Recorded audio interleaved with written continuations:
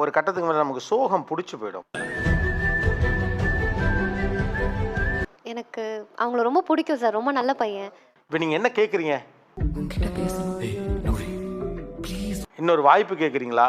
இல்ல அடுத்து என்னன்னு யோசிக்கிறீங்களா? இன்னொரு வாய்ப்பு.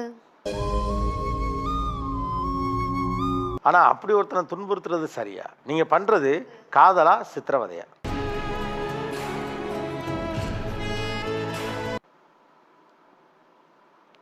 சித்திரவதை தான் பண்றேன்.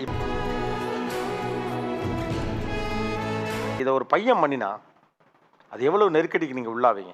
டாக்ஸிக்னு தெரிஞ்சே பண்ணோம். பாயிண்டா? என்னப்பா பாயிண்ட்? ஏத்துக்க முடிஞ்சிருக்காதுதான் சார். ஏத்துக்க முடியல. இந்த டாக்ஸிக்ல ரொம்ப பாதிக்கப்படுறது யார் தெரியுமா?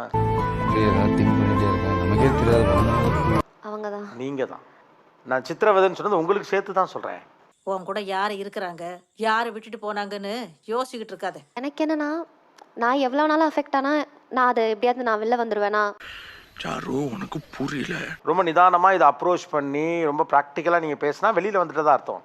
கண்டதை நினைச்சு குழப்பிக்கிட்டு இருக்காத. நீ பாட்டுக்கு முன்னேறி போயிட்டே இரு. தவறுன்னு தெரிஞ்சு நீங்க வெளியில வர முடியலாம், நீங்க தானே உள்ள மாட்டிருக்கீங்க.